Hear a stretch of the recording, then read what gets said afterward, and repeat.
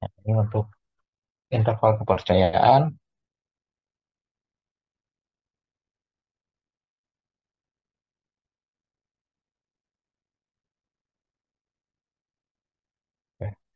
Nah, itu untuk yang sampel tunggal ya. Kemudian untuk sampel ganda, berarti ini akan ada dua populasi ya, di mana dua populasi ini akan memiliki masing-masing mu-nya di populasi satu mu satu, variansinya sigma satu kuadrat. Populasi 2 memiliki rata-rata mu 2, variansinya sigma 2 kuadrat.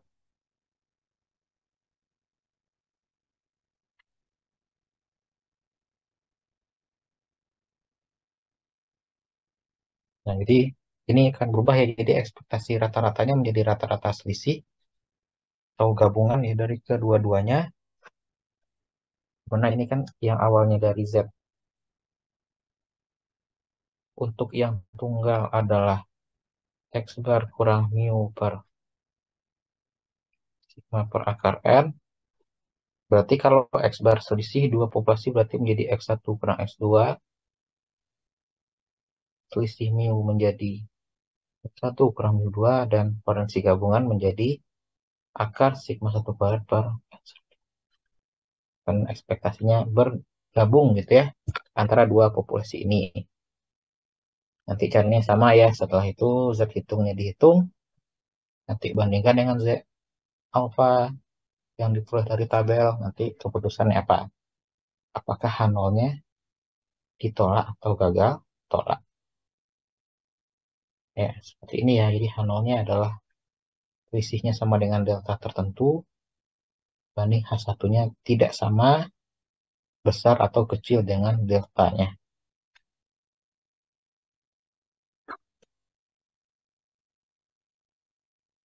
Ya, ini confidence interval berarti kalau silang dari bentuk yang tadi.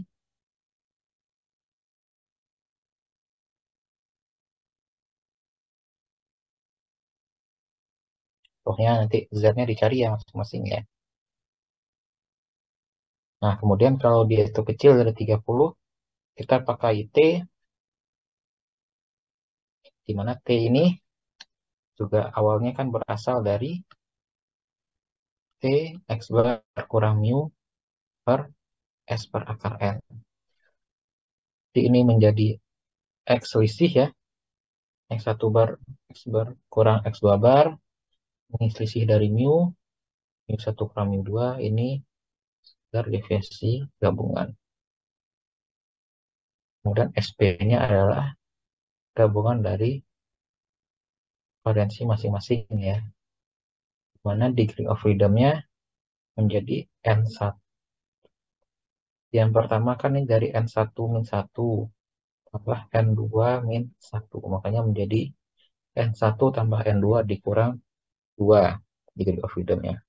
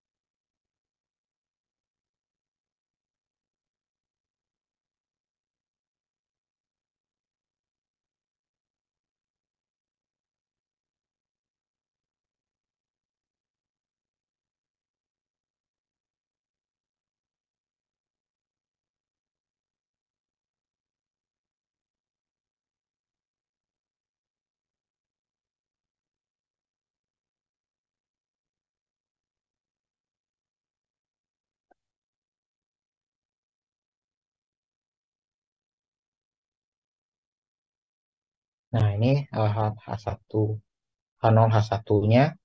Berarti kan nanti kalau dia H1-nya bisa tidak sama, besar atau kecil ya. Itu yang akan mempengaruhi kriteria itu apakah dia berada di kiri kanan, kanan saja atau kiri saja. Daerah error alfanya. Kemudian kalau untuk dua variansi, ini menggunakan distribusi F ya, di mana F itu perbandingan antara varian sampel 1 S1 kuadrat per varian sampel 2 S2 kuadrat. Nanti kita menggunakan distribusi F untuk melihat apakah dia diterima atau tidak. Dan jangan lupa kalau F ini kan di graf freedomnya 2 ya. Berarti dari N1 kurang 1 dan N2 kurang 1 ya.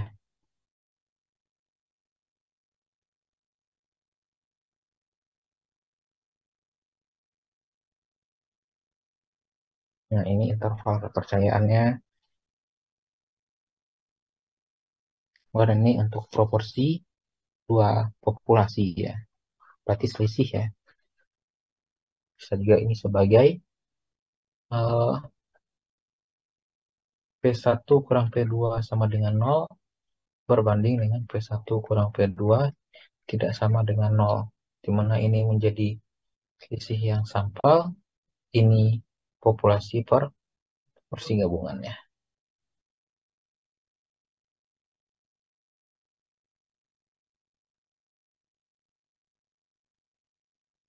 Ada penolakannya, dan ini interval kepercayaannya.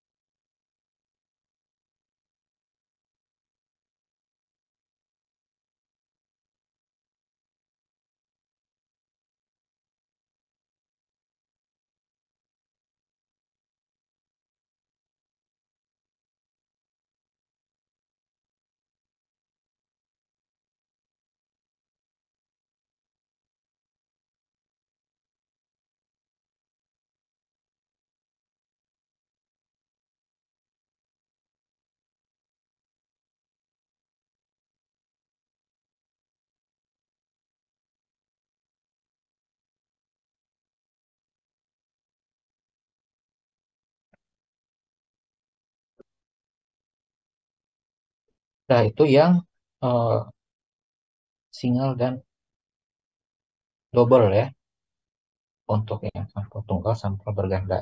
Kemudian untuk yang inferensi untuk lebih dari dua populasi, berarti kita menggunakan ANOVA ya. Artinya kalau di ANOVA di sini kita bisa membandingkan bahwa ada lebih dari satu populasi, lebih dari dua populasi yang ingin dilihat ya apakah dia itu memiliki perbedaan yang signifikan satu sama lainnya. Jadi contohnya tipe datanya seperti ini ya, bahwa di sini faktor yang mempengaruhi ada 4 itu ya, perbedaan level dari konsentrasi Parwood. Mana setiap itu masing-masing memiliki 6 data yang akan kita lihat ya persebarannya dari total yang average-nya. Nah, berarti kan secara deskriptif kita bisa lihat ya dari box plotnya ini memiliki rentang yang beda-beda nilainya ya. Ini yang sampel pertama, ini kedua, ini ketiga, ini keempat. Nah, nanti kita lihat dengan ANOVA apakah memang dia terdapat perbedaan yang signifikan satu sama lainnya.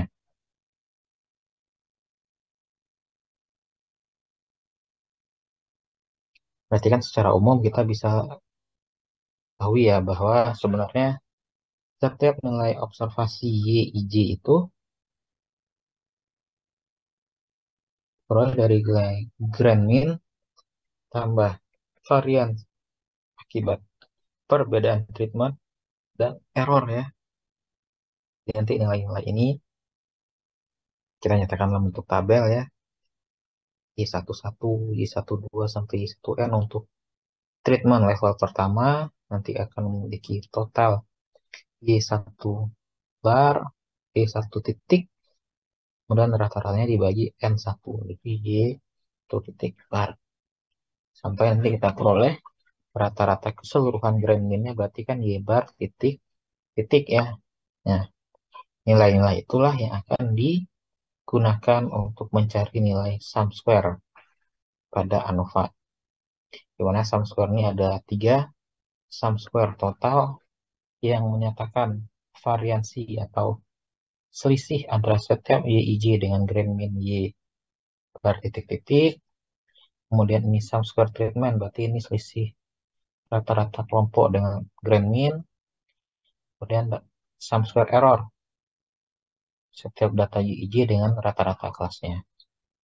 Kita peroleh menjadi sum square total, sum square treatment, dan sum square error ya. Nah, nilai inilah yang akan dimasukkan ke dalam tabel ANOVA ya. Jadi nanti tabel ANOVA ini akan memiliki beberapa komponen. Jadi sumber variasinya treatment error total. Ini sum square-nya udah dihitung ya dia. Lalu ini degree of freedom, berarti ini kan menyatakan banyak level dikurang satu, error A N-1, total A dikali N dikurang 1. Kemudian sum square dibagi degree of freedom akan menghasilkan mean square gitu ya. Square treatment dan mean square error. Kemudian F itu diperoleh dari mean square treatment dibagi mean square error. Ini akan dibandingkan dengan L alpha ya. Apakah nanti H0 itu di reject atau gagal reject ya.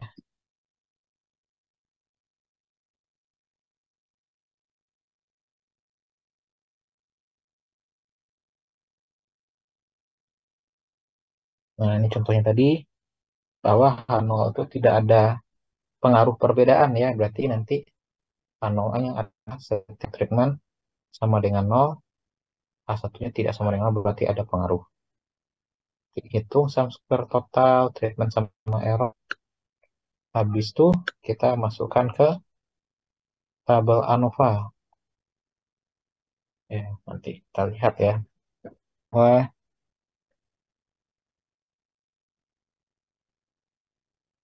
ternyata F hitungnya adalah 16,01 dibanding dengan F tabelnya dengan alpha 0,01.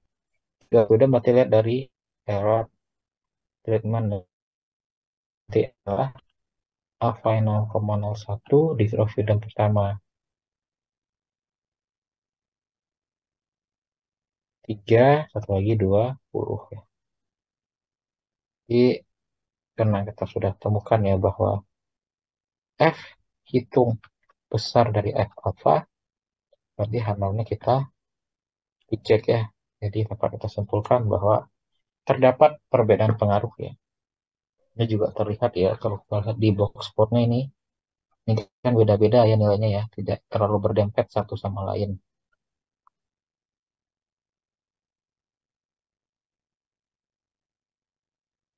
ke ANOVA.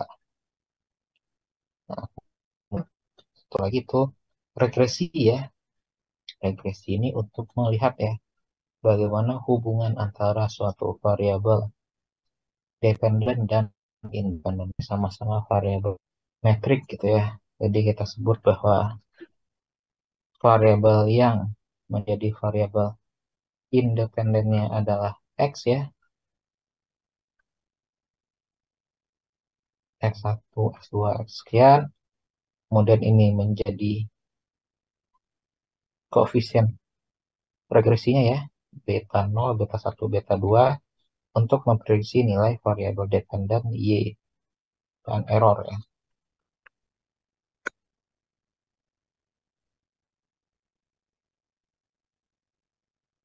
Ya, ini untuk yang modalnya multiple ya, lebih dari 2 berarti kan nanti XK-nya sampai sampai ke K gitu X-nya. Kemudian dia juga punya parameter betanya masing-masing.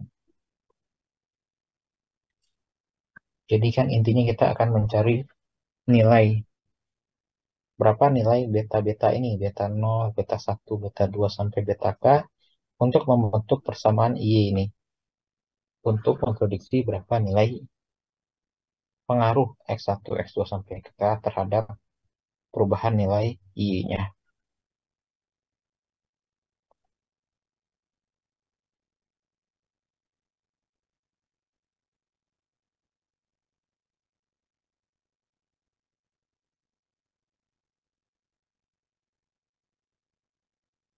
Nah, ini bentuk umumnya gitu ya. Kita bisa menggunakan analisis matrik yaitu untuk mencari nilai betanya berapa. Nanti kita kan mau menyatakan ya bahwa nilai X itu sebagai nilai-nilai matriks yang ini nilai betanya, dan ini XY-nya. Jadi nanti kita peroleh misalnya seperti ini, bahwa ini sebagai Y dipengaruhi oleh X1, X2. Berarti ini kan kita buat ini matriks X nih, nilai-nilai yang ada di sini ya. Kemudian ini matriks Y, nilai yang ada di kolom Y. Jadi kan nanti itu kita cari ya betanya berapa ya. Dengan cara, berarti kan ini X, matriks X, kita transpose dikali matriks X, dapatnya matriks X transpose X. X transpose Y berarti matriks X dikali Y. Kemudian betanya, beta atau kopinya adalah X transpose X first dikali X transpose Y. Sekarang kita peroleh ini matriks betanya. Berarti ini menjadi beta 0, ini beta 1, ini beta 2. Di persamaan nanti akan berbentuk Y sama dengan beta 0, 1566 tambah 7,62 X1 tambah 8,58 X2. Ya, berarti inilah persamaan regresinya. Ya, itu sekilas ya untuk bab ini. Jadi ini mau refresh kembali pengetahuannya di statistik 2 terkait dengan inferensi. Ada beberapa ya, gunakan tabel Z, T, chi-square, F, kemudian ANOVA, dan linear regresi. Ya, jadi nanti akan terpakai juga untuk ke depan. Jadi harap diingat-ingat kembali ya materi yang sudah dipelajari di statistik 2.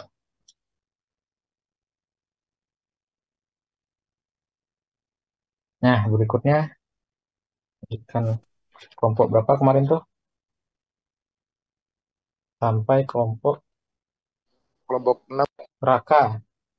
Kelompoknya Raka, kelompok 6 ya. Iya, Pak. Coba Raka, yang udah tuh baru kelompok 13, 7, 6. Nah, silahkan pilih kelompok berapa lagi Raka?